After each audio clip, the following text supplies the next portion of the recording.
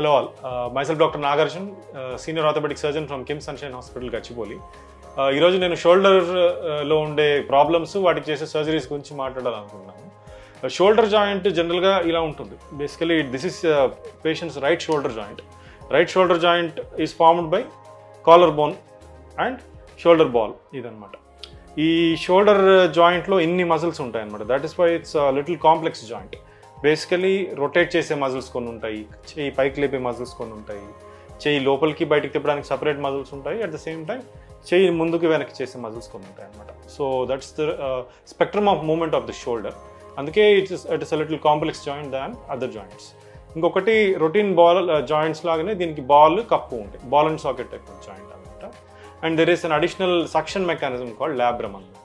So దీన్ని బట్టే జరిగే ఇంజురీస్కి ఏమేమి సర్జరీస్ చేయొచ్చో ఎక్స్ప్లెయిన్ చేస్తాను. కామన్గా షోల్డర్ సర్జరీస్ రెండు రకాలు ఉంటాయండి.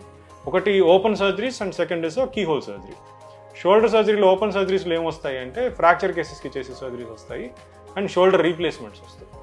షోల్డర్ కీ హోల్ సర్జరీస్లో అగైన్ మజిల్ కట్టినప్పుడు చేసే సర్జరీస్ వస్తాయి and shoulder multiple times dislocate అయిపోయినప్పుడు ఆ లూజ్ అయిపోయిన షోల్డర్ని టైట్ చేసే ప్రొసీజర్స్ వస్తాయి అన్నమాట. వాటిని ఆర్థ్రోస్కోపీ అంటారు అన్నమాట. Arthroscopic surgeries or key hole surgeries రెండు ఒకటే సేమ్.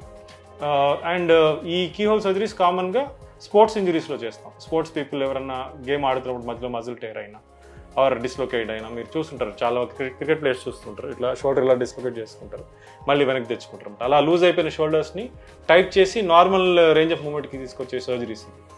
సో ఓపెన్ సర్జరీస్ గురించి బ్రీఫ్గా చెప్తాను. ఫ్రాక్చర్స్, ఈ బాల్ ఏదైతే ఉందో అది పైన బాల్ దగ్గర ఫ్రాక్చర్ అవ్వచ్చు, కింద ఫ్రాక్చర్ అవ్వచ్చు. Based on the location ball వైపు కాకుండా కింద వైపు ఫ్రాక్చర్ అయ్యేదాన్ని నెక్ ఫ్రాక్చర్స్ అంటారు. ఆర్ పార్ట్స్, నెంబర్ ఆఫ్ పార్ట్స్ని బట్టి 2 parts or 3 parts or 4 parts అని ఉంటుంది. సో దాన్ని బట్టి ఆ నెంబర్ ఆఫ్ పార్ట్స్ని చూసుకొని ఐడెంటిఫై చేసుకొని సిటీ స్కాన్లో చూసుకొని దాన్ని ప్లేట్తో ఫిక్స్ చేసే ప్రాసెస్ని ఓపెన్ రిడక్షన్ ఇంటర్నల్ ఫిక్సేషన్ అంటారు. సో ఇది ఫ్రాక్చర్స్కి చేసే సర్జరీ, ఒక ప్లేట్ పెట్టి ఫిక్స్ చేస్తాం, అదొక ఓపెన్ సర్జరీ. అండ్ ఇంకొకటి ఏంటి అంటే కొన్నిసార్లు ఫ్రాక్చర్స్ మరీ పీస్ అయిపోయి ఉంటాయి, చిన్న చిన్న ముక్కలు అయిపోయి. సో అంత చిన్న పీసెస్ని మనం ఫిక్స్ చేయలేము కాబట్టి ఆ ఏజ్ గ్రూప్ ఒకవేళ హయ్యర్ సైడ్ ఉందనుకోండి, వాళ్ళకి ఆ ముక్కలు అతడం కన్నా న్యాచురల్ బాల్ మిగలడం కన్నా కూడా ఆర్టిఫిషియల్ బాల్ వేసైనా సరే డైలీ యాక్టివిటీస్కి తొందరగా తీసుకురావడానికి, మూమెంట్ తీసుకురావడానికి సర్జరీ చేయాల్సి ఉంటుంది. సో అప్పుడు రీప్లేస్మెంట్ ఆప్షన్ని ప్రిఫర్ చేస్తాం. ఉండే ఆ ముక్కలు అయిపోయిన బాల్ మొత్తాన్ని తీసేసి కొత్త బాల్ని పెట్టి డే 1 నుంచి మూమెంట్స్ అవన్నీ స్టార్ట్ చేస్తాం అన్నమాట. సో దానిలో డిఫరెంట్ సర్జరీస్ ఉంటాయి. షోల్డర్ ఆర్థోప్లాస్టీ అని, రివర్స్ షోల్డర్ ఆర్థోప్లాస్టీ అని. పేషెంట్ ఇండికేషన్స్ అండ్ ఏజ్ని బట్టి సెలెక్ట్ చేసుకొని చేస్తాం. సింపుల్గా చెప్పాలంటే రీప్లేస్మెంట్, మోకాలకి ఎలా రీప్లేస్ చేస్తాము, షోల్డర్లో రీప్లేస్మెంట్ చేస్తాం. That is one part of it. And second keyhole సర్జరీస్లో రొటేటర్ కఫ్ టేర్స్ అంటాం. చెయ్యి పైకి లేపే మజిల్, రొటేట్ చేసే మజిల్స్లో టేర్స్ వస్తే వాటిని ఇలాంటి థ్రెడ్స్ ఉంటాయన్నమాట, యాంకర్స్ అంటారు వీటిని.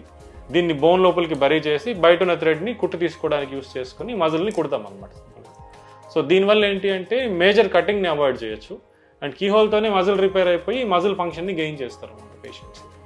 సో దాంట్లో మనం యూస్ చేసే ప్రతి ఇన్స్ట్రుమెంట్ కూడా రఫ్లీ ఈ సైజే ఉంటుంది, ఒక 4 mm సైజే ఉంటుంది అనమాట. సో దీన్ని షేవర్ అంటారు. దీంతో మనం లోపల ఉన్న మజిల్ టిష్యూ అంతా కూడా అడ్డం ఉండేదంతా క్లియర్ చేసుకుని మజిల్ని క్లియర్గా చూసి ఇలాంటి స్టిచ్తోని దాన్ని స్టిచ్ చేసుకోవాల్సి ఉంటుంది అనమాట. సో దీనివల్ల ఏంటంటే పేషెంట్కి రికవరీ ఫాస్ట్గా ఉంటుంది అండ్ ఇన్ఫెక్షన్స్ తక్కువ ఉంటాయి అండ్ పోస్ట్ ఆపరేటివ్ మార్బిలిటీ అంటే ఆ సర్జరీ వల్ల పేషెంట్ సఫర్ అవ్వడం కానీ, హీలింగ్ పార్ట్లో ఇబ్బంది పడడం కానీ ఇవన్నీ తక్కువ ఉంటాయి and rehab will be faster. అది. సో ఇంకొక type of key hole surgeries ఏంటంటే డిస్లొకేషన్స్ అనమాట. కింద పడ్డప్పుడు కొన్నిసార్లు బాల్ జారిపోతుంది, విరగదు. సో ఆ జారిపోయిన బాల్ వల్ల లోపల ఉన్న ఈ చుట్టూ ఉన్న మజిల్స్ చూడండి, ఇలా ఉండే మజిల్స్ అంతా బాల్ ఇలా సడన్గా ఇలా ముందుకు వచ్చేసింది అనుకోండి, ఈ ముందరున్న మజిల్ మొత్తం లూజ్ అయిపోతుంది అనమాట. సో ఆ లూజ్ అయిపోయిన మజిల్ని మళ్ళీ టైట్ చేయడానికి చేసే ప్రొసీజర్ని ఆర్థ్రోస్కోపిక్ రిపేర్ అంటారు. సో దీనిలో 2 రకాల ప్రొసీజర్స్ ఉంటాయి. ఒకటి ఓన్లీ ఆ మజిల్ని దగ్గరికి చేసుకుంటడం, బ్యాంకాట్ రిపేర్ అంటారు. కొన్నిసార్లు ఏంటంటే బాల్ బయటకు వెళ్ళిపోయిన తర్వాత బాల్కి ఒక డెంట్ పడుతుంది అనమాట. ఆ డెంట్లో నుంచి బాల్ మళ్ళీ డిస్లొకేట్ అయ్యే ఛాన్స్ పెరిగిపోతుంది. ఉత్తగా లూజ్ అవ్వడానికి, డెంట్ పడిన బాల్ జరగడానికి చాలా తేడా ఉంటుంది. సో ఉత్తగా లూజ్ అయిందని మనం చాలా సింపుల్గా ట్రీట్ చేసుకోవచ్చు. ఆ డెంట్ పడిన తర్వాత డిస్లొకేషన్ అనేది మల్టిపుల్ టైమ్స్ అవుతూ ఉంటుంది అనమాట. So as frequent as 20 to 30 times per week అలా అయిపోతుంది. సో అంత ఫ్రీక్వెంట్గా ఉండే వాళ్ళకి ఆ వెనకల డెంట్ని కూడా క్లోజ్ చేయాల్సి ఉంటుంది అనమాట, బాల్ మీద పడ్డ డెంట్ని. దాన్ని రెమ్ప్లిసైజ్ ప్రొసీజర్ అంటారు. సో ఈ 2 ప్రొసీజర్స్ చేస్తాం అన్నమాట, కీహోల్ ప్రొసీజర్స్. సో వీటి వల్ల ఏంటి అంటే అగైన్ షోల్డర్ జాయింట్ మూమెంట్స్ నార్మల్గా వచ్చి పేషెంట్ కాన్ఫిడెంట్గా ఉంటారు. లేకపోతే ఎప్పుడు సడన్గా మూవ్ చేసినా, సడన్గా త్రో చేస్తున్నారు అనుకోండి, ఎప్పుడు జారిపోతుందో తెలియదు, వాళ్ళు చెప్పలేరు. సడన్గా జారిపోయిన తర్వాత కొన్నిసార్లు మనం అనుకున్నంత ఫ్రీక్వెంట్గా వెనక్కి రాదు. రాకపోతే మళ్ళీ మనం ఏదైనా హాస్పిటల్కి వెళ్ళాల్సి రావచ్చు, అదొక procedure, stress involve. And secondly కొన్నిసార్లు ఆ డిస్లొకేట్ అయ్యి బయటకు వచ్చే ప్రయత్నంలో ఫ్రాక్చర్స్ అవుతాయి. సో ఇలాంటి రిస్క్స్ ఉంటాయి అన్నమాట.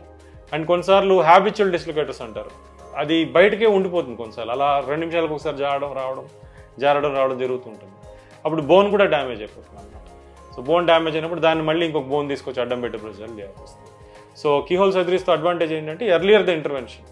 ఈ ఎర్లీ స్టేజ్లో వీటిని ఐడెంటిఫై చేసుకుని సర్జరీ చేసుకుంటే recovery will be faster. Because కంప్లీట్గా హీల్ అవ్వడానికి మొత్తం కట్ చేయాల్సిన అవసరం లేదు కాబట్టి చిన్న చిన్న హోల్స్తోనే కంప్లీట్ రికవరీని ఎక్స్పెక్ట్ చేయొచ్చు.